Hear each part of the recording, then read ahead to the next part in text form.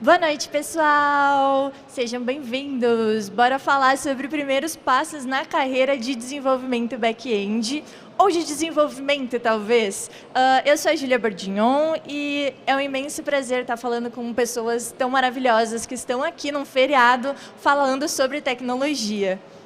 Bem, para quem não me conhece, eu sou a Júlia, eu sou gaúcha, eu tenho 26 anos, eu sou desenvolvedora C# na Aquasoft, sou criadora de conteúdo nos canais @SpaceCoding, me procurem lá para acompanhar meus conteúdos. Eu também sou mestre em engenharia de computação, bacharel em sistemas de informação e eu adoro o universo acadêmico, então eu estou sempre explorando alguma coisa nova e estou fazendo agora, no momento, uma pós-graduação em cloud.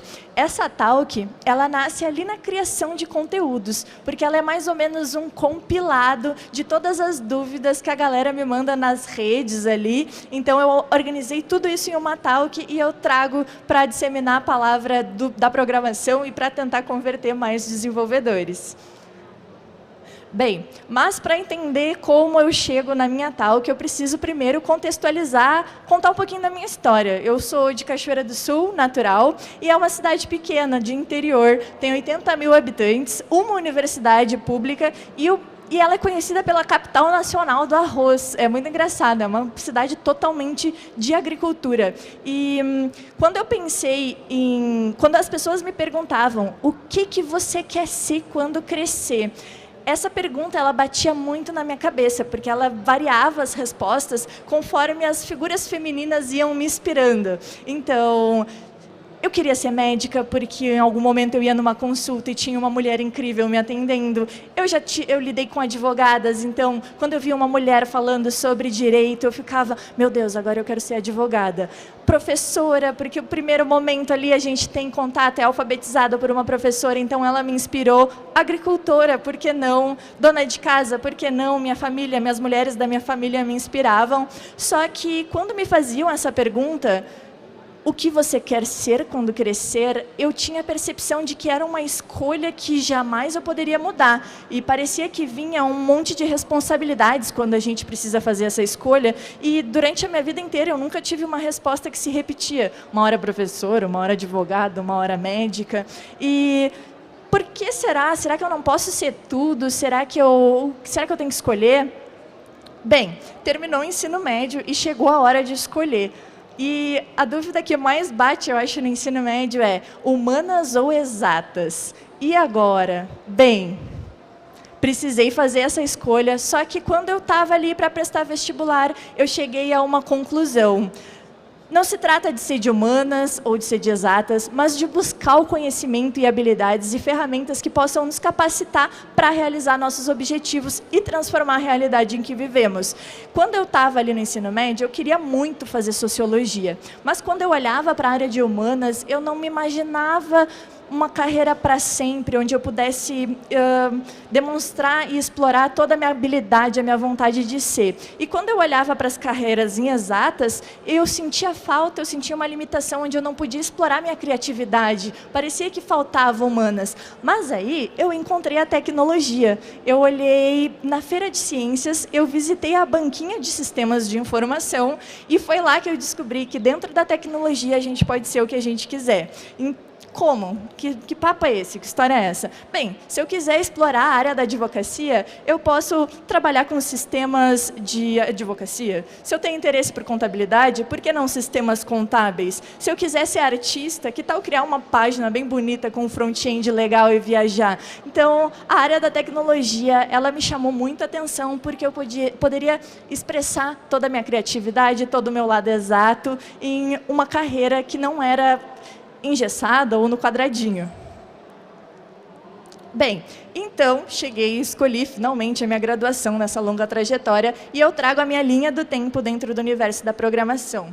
Por que eu trago essa linha do tempo? Porque ela não foi nada linear. E eu queria mostrar que tecnologia não é linear. Quando eu entrei na carreira ali, eu comecei o curso de sistemas de informação e já de cara consegui um estágio, porque eu era super assim, primeiro semestre, preciso continuar trabalhando, preciso desenrolar, quero ver qual é que é de sistemas de informação.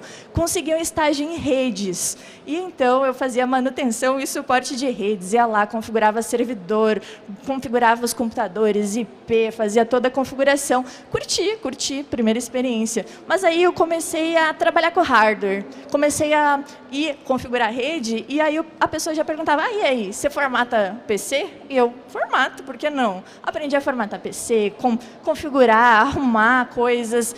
Meu PC não liga, lá ia eu com a minha caixinha de ferramenta, vamos arrumar isso aí. E nessa época eu usava muito fóruns de comunidade, aprendi a pesquisar, gostava muito, comecei a me interessar muito por tecnologia, disse, acho que eu escolhi uma carreira legal.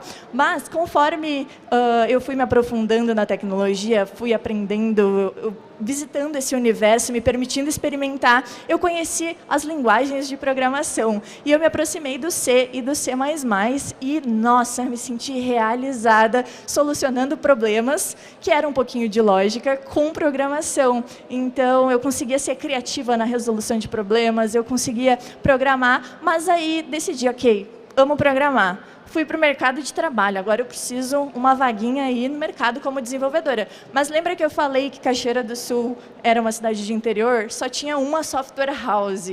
E qual era a linguagem que eles usavam? Pascal, COBOL. Então, essa foi a minha primeira experiência de mercado. Não que são linguagens ruins, mas eu estava ali em eventos de tecnologia, vendo coisas incríveis, modernas, bonitas, front-ends super descolados, e eu estava trabalhando com COBOL. Então, eu me frustrei muito, era uma coisa muito distante do universo que eu tinha idealizado. E aí eu comecei a pensar que desenvolvimento talvez não fosse para mim. Então, fui desanimando e pensei, não vou desanimar, estou no meio da faculdade, vou descobrir outra coisa. Fui testar a área de produto. Gostei muito de idealizar produtos de tecnologia. Daí eu fui para design, comecei a construir front-ends, prototipar aplicações, conheci o UI, o UX, comecei a aprender front-end, explorar essa área, muito legal, o HTML, front-end, JavaScript.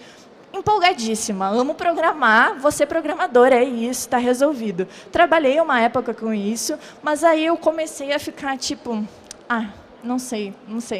Veio aquela inquietação, está na hora de explorar coisas novas. E comecei a colar com os devs sênior, que estavam sempre muito serinhos, porque a galera do front-end era de um lado e a galera do back-end era de outro, e eles estavam sempre lá concentradinhos, ninguém fala com nada. Era muito sério, eu já tinha essa imagem de que back-end era uma coisa muito difícil, tinha que ser serinho, tinha que ser brabão dos computers. Aí comecei a colar com essa galera e comecei a pegar tasks, comecei a explorar banco, comecei a explorar o Java, comecei a explorar microserviços com C#, mas eu dei um pulo direto para tasks de trabalho. Eu não tinha nenhuma base de back-end. Então, eu olhei, back-end é difícil, não vou saber, me atrapalhei, não conseguia raciocinar para construir um algoritmo, e achei que back-end não era para mim. Só que aí, continuei sempre a minha carreira acadêmica, porque eu sempre quis ser professora. E eu entrei no mestrado, e no mestrado, uma coisa muito legal é que eles nos ensinam didática. Então, eu vi todo o processo, eu tinha que ensinar pessoas a programarem, né? Então, eu comecei a ver a programação do zero, lógica de programação do zero, fundamentos da programação do zero, e tudo começou a fazer sentido e eu comecei a me apaixonar pela área, porque não é que back-end ou front-end eram difíceis, é que eu estava dando um passo maior que a minha perna e eu não tinha conhecimentos para chegar e botar a mão num código do nada. Então, no meu mestrado, explorei inteligência artificial e fiquei ali por back-end, porque eu me apaixonei por otimização de algoritmos e todas essas coisas que a gente faz com back-end. Mas toda essa linha de altos e baixos, e será que tecnologia é para mim, será que não é, será que deixou de ser, eu aprendi que, ao invés da gente fazer escolhas que parecem permanentes, por exemplo, lá no início eu entrei, olhei, escolhi redes. ao invés da gente fazer escolhas que parecem permanentes, a gente tem que descobrir o que gostamos, e isso é um processo de eliminação e autoconhecimento. Descobrir o que nós não gostamos é tão importante quanto descobrir o que a gente gosta. Então, se você não está muito feliz ali na sua caixinha, dá um pulinho ali, cola com outra pessoa de outro setor, tenta trocar uma ideia, vê se você não pode aprender mais sobre, tenta explorar as carreiras em tecnologia, porque com certeza eu acho que você encontra o seu lugarzinho na tecnologia. Bem, agora eu tenho trocado a pergunta do que você quer ser quando crescer para algo mais leve, que nos permite experimentar. O que você quer testar quando crescer? E se você tiver a resposta carreira na programação, eu acho que eu posso te ajudar. Bem, eu vou contar um pouquinho da minha trajetória no processo de aprendizado, porque não existe um jeito certo de aprender programação, um jeito errado. Esse foi o jeito que eu aprendi e que eu transmito, porque vai que faça sentido para você, vai que você está travado em algum step. Então, eu montei uma trajetória com degraus, onde lá na pontinha é a nossa primeira vaga e a gente vai começar a explorar desde o primeiro step. Bem, eu gosto de dizer que é essencial que a gente estude os fundamentos. Eu falei que eu achava o back-end muito difícil, mas é porque eu dei um passo maior que a perna e tentei mexer com lógicas de programação sem entender como atacar um problema. E o que é estudar os fundamentos? Todo mundo fala, estude fundamentos. O que são os fundamentos? Eu chamo de pensamento computacional. Eu e vários autores que dispõem sobre pensamento computacional. O que é pensamento computacional? Ah, é uma coisa só de programador? É só de máquina? Não, pensamento computacional eu aposto que vocês usam no dia a dia de vocês para solucionar problemas. O que é pensamento computacional? Identificar um problema e decompor em elementos menores, analisando individualmente todos esses problemas e focando apenas em detalhes importantes para criar soluções. Isso é pensamento computacional, é assim que a gente resolve problemas com tecnologia. Mas vamos de exemplo prático. Quero organizar Campus Party, esse é o meu problema. Quero fazer, achei incrível o evento, quero fazer um na minha cidade também. Qual é o meu problema? Organizar um evento como a Campus Party. Como que eu vou aplicar, decompor em elementos menores? Bem, eu olho o que eu preciso. Preciso de palestrantes, preciso de pessoas que se interessem, preciso definir um tema. Então, a gente vai decompondo o problemão, que é organizar uma Campus Party na minha cidade, em problemas menores. E a gente vai analisando individualmente cada um desses problemas para tentar resolver eles individualmente. E a gente foca somente em detalhes importantes e constrói soluções personalizadas. Isso é programar. Só que, sabe, todos esses steps, fui quebrando, fui organizando, a gente transforma em algoritmo e isso é programação. E para explorar o pensamento computacional, eu gosto de recomendar a linguagem Portugal. Ela é uma pseudolinguagem, mas por que em Portugal a gente nem consegue desenvolver nada? Eu gosto dela porque ela não tem a curva do idioma, porque nem todo mundo sabe inglês. Você escreve em português, você não vai aplicar, não vai construir soluções comerciais, mas você vai conseguir fixar muito bem consolidada os fundamentos no seu processo de aprendizado. Puxei os slides errados. Pulei aqui, ninguém viu. Bem, o segundo degrau da nossa escadinha é escolher uma linguagem de programação. Bem, e como que eu fiz para escolher a minha linguagem de programação e como que eu te oriento a fazer essa escolha? Pensa no que você quer desenvolver. Porque uma coisa, quando a gente assume um desafio, é importante a gente ter um motivador. E quando a gente tem esse motivador, estudamos por conta própria, ficamos empolgados quando vamos avançando. Então, o que você quer desenvolver? Você tem uma ideia genial, você quer fazer um jogo, quer fazer um aplicativo mobile, um aplicativo web, um aplicativo desktop. Você tem algo em específico que você quer desenvolver? Pega essa coisa, pega esse problema e se agarra nele. Quais linguagens mais utilizadas na área que eu quero atuar, dessa área aí, desse problema que eu quero resolver, dessa coisa que me interessa. Dá uma pesquisada aí na internet, lê fóruns, faz umas pesquisinhas aí no LinkedIn, o que estão usando como tecnologia. E se você não sabe o que você quer desenvolver, o que é possível desenvolver, como quer desenvolver, eu super recomendo C#, só porque eu gosto, porque é a minha linguagem favorita. mas também JavaScript, Python e Ruby, porque são linguagens que têm comunidades muito fortes, tem muito material na internet, tem um monte de conteúdo legal e vocês conseguem aprender em grupo. São linguagens com muita documentação, muito exemplo, então são boas linguagens para começar. O terceiro step é entender o mínimo sobre a sua linguagem. Só fundamentos não garante que você vai saber programar em qualquer linguagem. Te dá a dinâmica de entender como resolver problemas, de como atacar um problema, mas você vai ter que entender o mínimo sobre uma linguagem para começar a desenvolver com ela. E todas as linguagens têm coisas em comum. Eu considero como mínimo sobre uma linguagem os conhecimentos sobre declaração de variáveis, tipos de dados, operadores aritméticos, operadores condicionais, entrada e saída de dados, estrutura de dados, e também você conseguir resolver probleminhas, exercícios práticos. Tudo isso vai te ajudando a fixar a sintaxe, o jeito que tu utiliza a linguagem, e ali você já vai começar a construir seus primeiros steps em uma linguagem de programação. Para isso, cursos podem te ajudar muito. Eu gosto de dizer que cursos são bons porque nesse início a gente fica muito perdido. Eu tentava estudar sozinha, travava muito, era errinho bobo de ponto e vírgula, eram coisinhas assim. É legal fazer um curso. Tem muitos cursos no YouTube, cursos gratuitos na internet, você não precisa necessariamente pagar pelo aprendizado, tem muitas comunidades que ajudam a gente, impulsionam a gente nesse momento. Então, tente se agarrar em cursos, porque pode te ajudar a andar com mais facilidade. E pratique muito, muito. Esse início assim, é fundamental que você mantenha consistência nos estudos.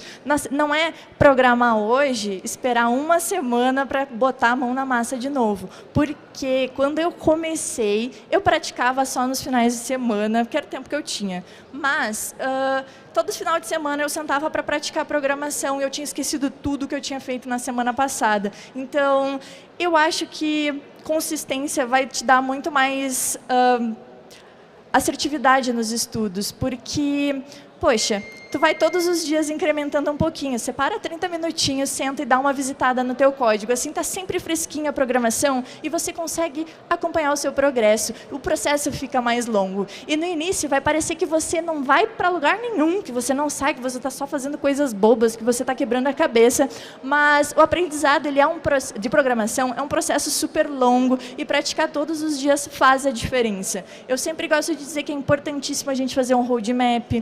O que é um roadmap? Anotar todos os tópicos, pega na internet, joga lá, roadmap de programação, joga no chat GPT, roadmap de linguagem tal, e vai fazendo um check para os itens que você já explorou, porque assim você vai visualizar o seu progresso. No front-end, a gente visualiza o progresso com telas cada vez mais bonitas, porque tu vai melhorando aquele CSS, tu vai melhorando aquela apresentação, mas no back-end é um pouco mais difícil da gente visualizar o progresso. Então, por isso que eu gosto muito da ideia do roadmap, para você se manter motivado no processo de aprendizado. O terceiro step é continuar sempre aprendendo.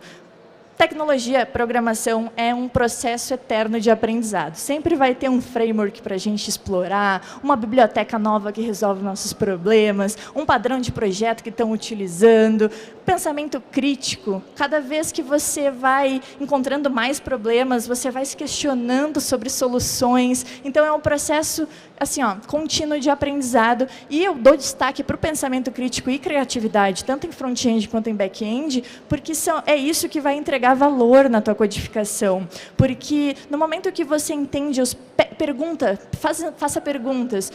Esse desenvolvedor está resolvendo usando um for. Por quê? Faz sentido? E aí tu entrou com pensamento crítico. E a criatividade? E se eu usasse outro recurso para percorrer essa lista que economiza mais desempenho, economiza memória, dá para escalar? Então, criatividade e pensamento crítico são coisas muito importantes também no back-end. Não é só sobre... é sobre imaginar possibilidades, testar, medir e descobrir o que é mais legal. E isso é um ciclo infinito de aprendizado. Hoje eu trabalho só com C#, mas todos os dias eu encontro uma coisa nova para aprender, porque a comunidade está sempre alimentando, sempre tem desafios novos, a tecnologia está sempre se desenvolvendo. E o próximo step é faça parte de uma comunidade. Eu já falei que comunidades podem impulsionar o nosso aprendizado, mas muito mais do que isso, você pode fazer networking, você pode ensinar algo para alguém, você pode receber apoio, você pode se conectar, você pode descobrir o que está acontecendo de novo, você pode fazer amigos, você pode encontrar pessoas que entendem os problemas que vocês estão passando, e você encontra comunidades no GitHub, no LinkedIn, no Reddit, no Telegram, tem comunidade para tudo quanto é lado, tem pessoas criando conteúdo na rede social que você mais gosta, pode ter certeza que você encontra. Então, faça parte de uma comunidade. Isso vai te ajudar muito a continuar nessa carreira com mais leveza, compartilhando suas dores e suas dificuldades. Bem, essa parte é muito importante. Chegou o momento que a gente já estudou, já sabe ali os fundamentos, já está explorando, já está fera na prática com a linguagem que a gente escolheu e está na hora, estamos sedentos por vaguinhas, queremos trabalhar com programação. E eu sempre digo, não importa o nível que você está, monte um portfólio, organiza tudo que você construir nos estudos em um portfólio. E esse portfólio pode ser o que você achar que fica melhor e mais organizado para você. Eu recomendo o GitHub, mas porque é muito popular, está todo mundo usando, é uma forma legal de ter uma vitrine tua digital, mas você pode, sei lá, botar no Drive, você pode documentar tudo no LinkedIn, o seu processo. Seja criativo, mas documente seu processo de aprendizado, porque quando a gente não tem experiência, o portfólio é a peça-chave para validar os nossos conhecimentos. E não tenha vergonha dos seus códigos, não tenha vergonha do que você está construindo, porque o recrutador ele não vai avaliar necessariamente... Ele não vai avaliar quando se é juninho, quando se está começando, se o teu código está top. Ele vai avaliar se você está em constante aprendizado, se você está comitando, se você está explorando, se você está construindo coisas, se você está se desafiando. Então, tenha um portfólio, porque é muito importante, é uma peça-chave para você conquistar a primeira vaguinha e validar seus conhecimentos, comprovar que você está explorando. E busque sua vaga. Eu já não gosto do não, você já tem, porque às vezes a gente nem recebe um não, né? Ninguém nos responde, a gente fica no limbo. É triste, mas busque sua vaga.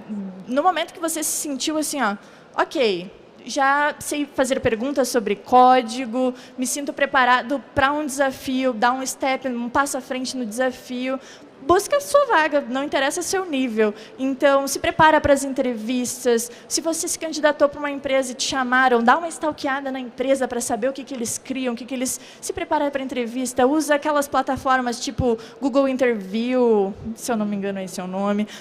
Entra na comunidade, pede ajuda, alguém trabalha lá, o que vão me perguntar? Se prepare para as entrevistas, não vai away sem saber o que vai falar, se prepare a sua apresentação, conecte-se com recrutadores. Eu já vi uma recrutadora em uma palestra falando que uma conexão no LinkedIn vale mais que um currículo enviado.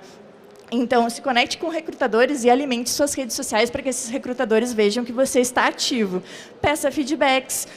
Não foi aprovado num processo seletivo? Por quê? Manda um e-mail carinhosamente, pedindo feedback, para que você melhore na próxima, quando você se aplicar novamente.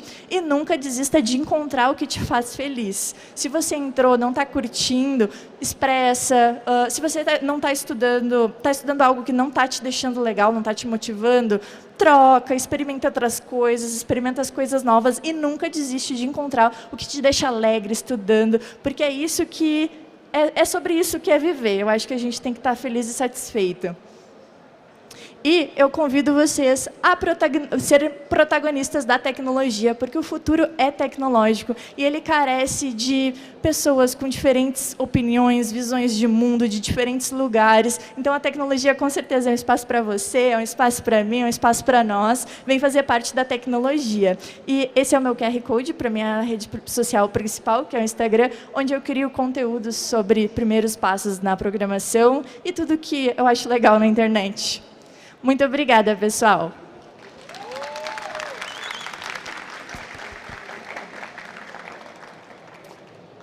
Bora para as dúvidas, que não existe pergunta boba, então manda aí.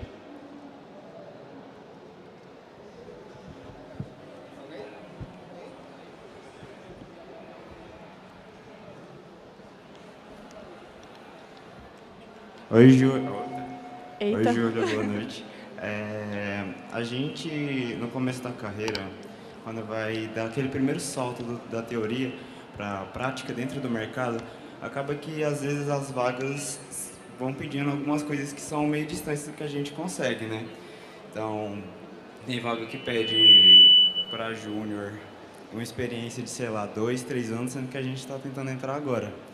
Nesse tipo de situação, o que você diria para a gente buscar para poder conseguir atender esse requisito que está especificado na vaga? Como é teu nome mesmo? José. José, obrigada pela pergunta. Eu passei por isso. Primeiro que eu não sabia qual era o momento certo de eu me aplicar. Eu estava lá com altos portfólio, altas coisas criadas, e eu não sabia o momento certo, porque justamente eu olhava lista de requisitos, e esses requisitos não faziam sentido para mim. Me apliquei, e joguei, e fui. Porque, poxa, não se agarra no cargo. Eu acho que se aplica, sabe? Se você tem interesse, eu acho que é na entrevista que você vai vender seu peixe. Às vezes, a empresa tem uma série de requisitos porque ela tem interesse que tu tenha conhecimentos naquelas coisas. Mas talvez esses requisitos nem sejam obrigatórios. Se você demonstrar que você tem vontade de aprender, que você está preparado... Olha, não sei... Sou bem sincero, não sei, mas posso aprender se vocês quiserem me ensinar. Foi assim que eu consegui a minha primeira vaguinha, foi assim que eu cheguei na vaga que eu estou hoje. Eu lembro que eu não me apliquei porque eu não atendia nem 50% dos requisitos. Mas a empresa insistiu, ela disse, não, vamos trocar uma ideia, pô, né? E aí eu lembro que eu fui, não conheço essa biblioteca, não conheço esse framework, mas eu posso aprender. Me dá 2, 3 dias que eu começo a explorar, eu sou autodidata, eu tenho essa capacidade de buscar, se tiver alguém para me guiar, melhor. Então, eu acho que é sobre isso. Vai para a entrevista, se aplica e vende teu peixe. Que é isso, se vende teu peixe. Oi, Gi, Oi. Tudo bem? Eu queria saber se no início da tua faculdade, se você chegou a ter uma rede de apoio de mulheres, assim, como que foi para ti esse início? Se tinha um grupo de meninas que se reuniam para programar? Porque geralmente, às vezes, quando a gente entra, e aconteceu comigo de alguns colegas no início da minha faculdade, falar, não tá tão legal, é porque é ela, né? Então, isso foi uma das coisas que me fez um dos baixos, mas que aí depois eu encontrei uma rede e eu queria saber como foi para você e que dica você deixaria para as meninas que estão ingressando nesse caminho. Ai, amiga, dias de luta, dias de luta. Quando eu entrei na Sistemas de Informação, eu fui a única menina da turma e não tinha nem professora no curso, era só homem. E eu entrei assim... Pedagogia no outro lado, entrou na turma errada. Já começou assim, de primeiro dia. Aí eu, tenho desafios. Só que, eu não sei, isso não me abalou, mas é por causa da minha personalidade. Eu olhei, é desaforo, agora que eu vou ocupar esse espaço. Mas eu fui reativa, mas eu vejo que tem muitas manas que desestimulam, ficam para baixo, e rede de apoio é muito importante. Durante toda a graduação, eu tentei construir coisas, mas, de fato, na minha cidade não tinham mulheres na tecnologia. Tentei levar projeto social para as escolas, para incentivar a participação feminina, mas é uma escola de interior, assim, a gente não via, era uma cidade de interior, a gente não via a tecnologia como uma possibilidade de carreira. Hoje, está super popular, mas em 2011, quando eu entrei na graduação, o meu curso foi extinto na sequência, assim, porque não era um curso promissor. Então, foi assim, mas nunca tive uma rede de apoio, mas quando eu tive aula com uma mulher, e assim, ela era um gênio, eu olhava...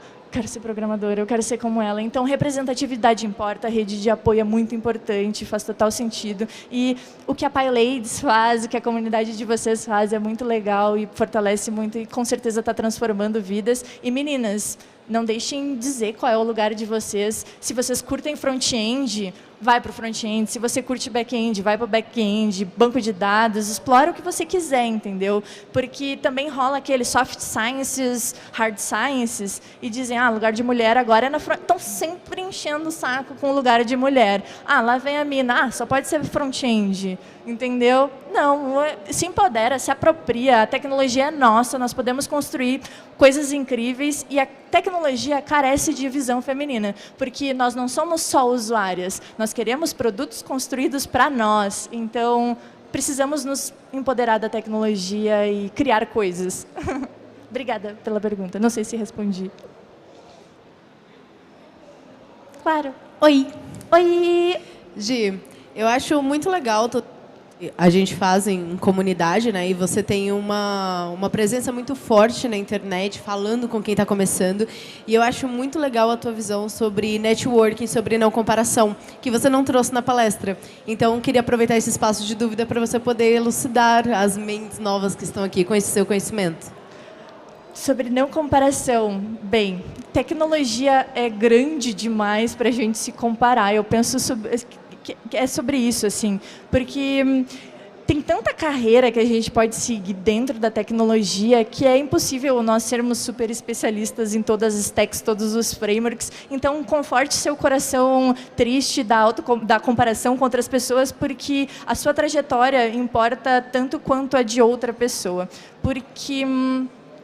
Bem, imagina, eu sou especialista em back-end, C#, .NET Core, e eu vou afunilando essa minha especialização. Tem pessoas que eu admiro na área que são especialistas em outras coisas, e quando eu olhava todas essas possibilidades, eu ficava, meu Deus, eu sou muito burra. Mas não, eu sou só especialista em algo, e eu ficava me comparando, porque eu queria estar fazendo tudo o que estava todo mundo fazendo. Mas aí eu parei para olhar, gente, é muita coisa para a gente saber. É muito legal a gente ter uma carreira generalista, de saber explorar tudo, saber perguntar, saber fazer porquê, saber os porquês, mas, assim, não noia com comparação com outras pessoas, porque são carreiras distintas. E eu acho que o que mais é importante é a nossa trajetória, porque a sua visão de mundo pode impactar na forma com que você coda. Então, toda a sua história importa quando se é programadora, suas experiências como usuário, sua visão de tecnologia. Então, dá valor para a sua trajetória. Eu acho que é isso. Não sei se respondi. Obrigada. Muito obrigada.